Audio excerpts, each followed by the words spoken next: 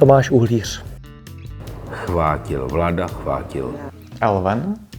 Adam Španěl. I'm Mín. Ondra Skoupý.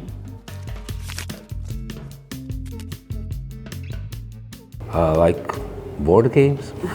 I mean, when I was young, there was not many games, and we played everything that could be played, and fell in love with the phenomenon as a whole, not with some particular games. Yeah. There were some very big Avalon Hill games. We played all night or all weekend. That would be Old Dune, that was published by Avalon Hill Games in 1979. It was probably Catan. This one got me to playing board games, and what got me to designing board games were actually puzzle hunts. My first game that really I liked was Sport Royale by Alexander Professor. It was The Hobbit that we played as kids.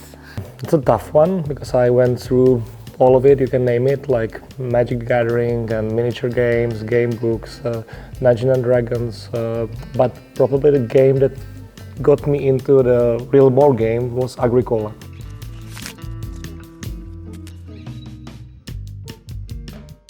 Two or three? Impossible to say. Codenames, but I like Codenames, but I work with Codenames a lot right now, so sometimes it's a love-hate relationship. I love games that make you think about things and let you be creative. Games with drawing and things like Time's Up. This is a brilliant party game. I always enjoy playing this. Time's Up is perfect party game for me. I love it. Notre Dame or Year of Dragon from Stefan I love it. Puerto Rico is a beautiful game. Probably Mage Knight, Space Alert, Terraforming Mars. Also newer ones like Maracaibo, it's a great game for me. Ark Nova. Mage Knight, the board game, for sure. I really like Above and Below by Ryan Lockett.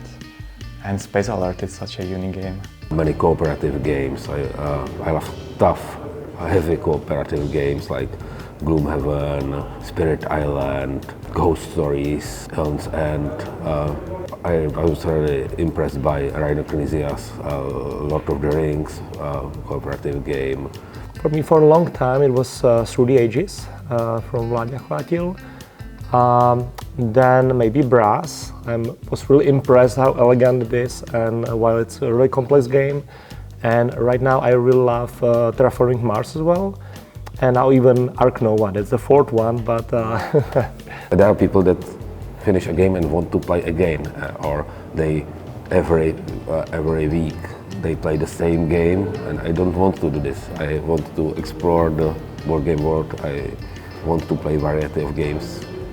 But I named just the ones that came to my mind now, but there's many others. I forgot some. Yeah, I'm sure.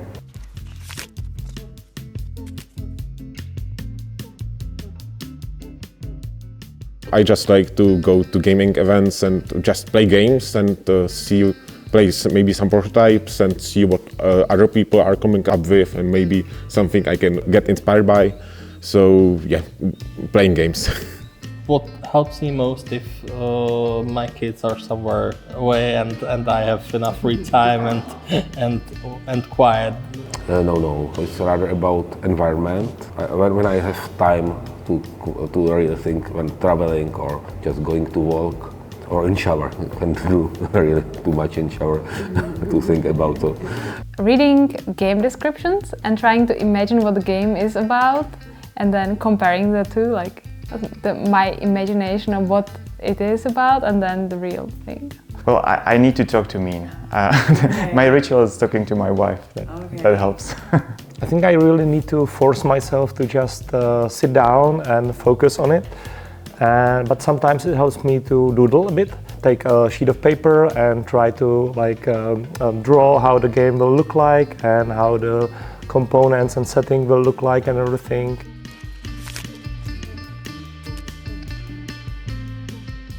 Not really, because I like the variety. I know that some designers like repeat the same mechanics over and over, and it's good because then I know what to expect from them, and they are like polishing it in perfection or toying with it from various aspects. But I like all mechanics.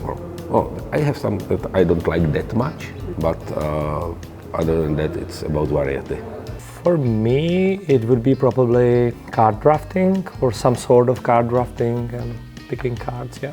I actually love maps, so everything that happens on a board, I love those games, but I always like to play games that work with some general knowledge, so people can make some connections or word associations and stuff.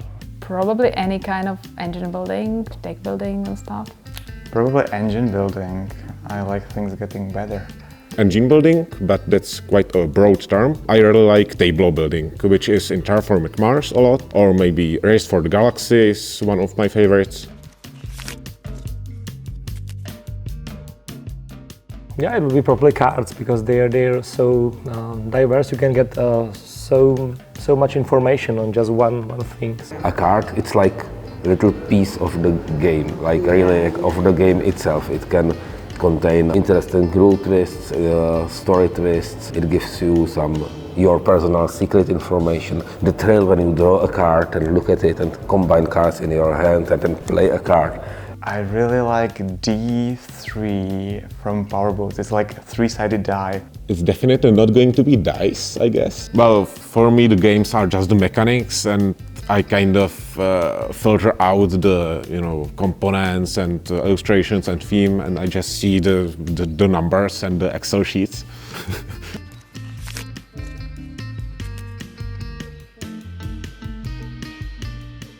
It's like, you can do that for a living? How did you end up there? You get to play a lot for a living. So you play games all the time, all day? I suppose I'm maybe a bit shy talking about this because it's usually difficult to explain people what you do when you create board games or when you work within the board game industry. I don't tell strangers what I do. In the past, when I started, it was usually something like, and do you have also some real job or something like this. Now more and more people just say, oh, it's cool. Yeah, because at least here in Czech Republic, board games became more mainstream.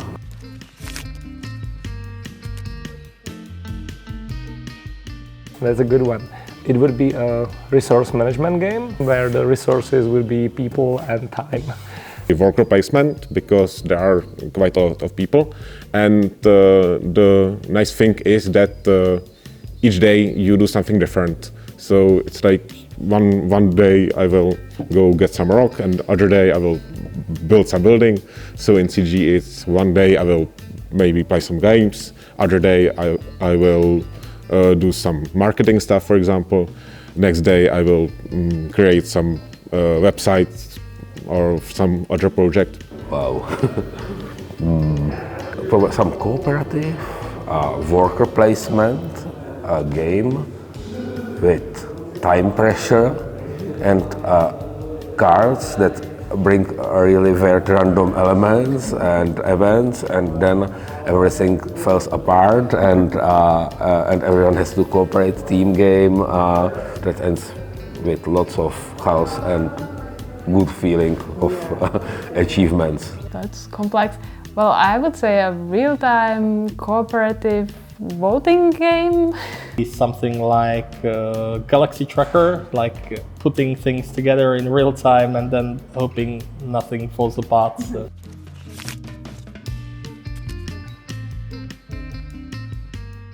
Probably you expect a variety of teams, definitely. As a game designer, I prefer teams that are rich, and it's easier to do teams that are not real. Because I really like when the game matches the theme. For example, I like goofy teams because then I can invent some facts that transfer well into the board game. But if the team is rich enough, then you can find enough inspiration there. It can be even real. Yeah. When it's something from the real world, but when it's like very well implemented.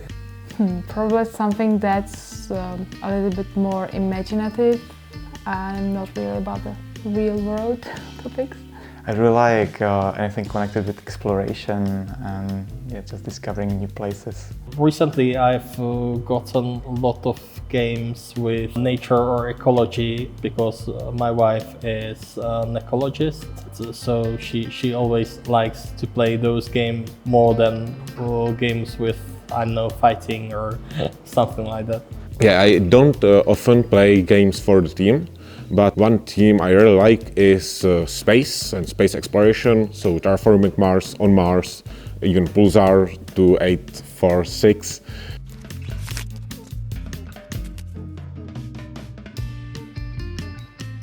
Well, until the designer is happy with it.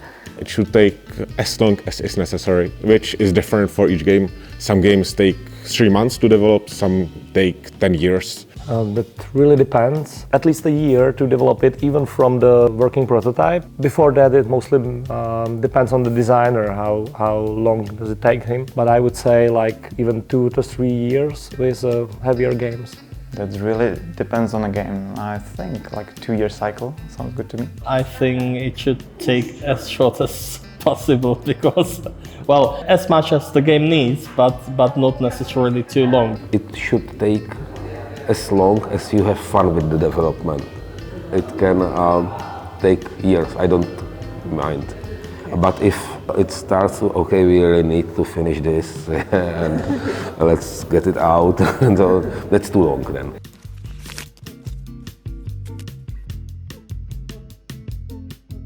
Cartographer or maybe a translator, because translating is what I've done for a living before I started designing games. Well, I used to be a teacher, so I could do that. Well, I was teaching Czech language and a bit of English. I can't imagine this, actually. I would be probably a programmer or something like this, maybe teacher. I really don't know. If I wouldn't be a professional game designer, I would be, it would be my greatest hobby. And if there's no way this to be a hobby, I would just do it in my mind. I don't know. I was actually trying to become a programmer before, and before that I was thinking about economy, but no, it's a long time ago.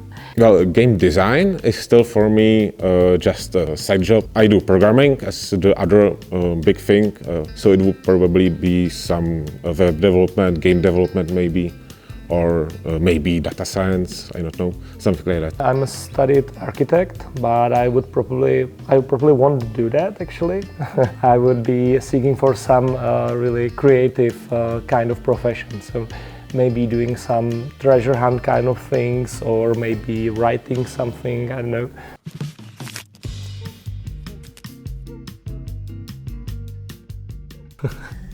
It could be maybe a time travel. It would really help sometimes.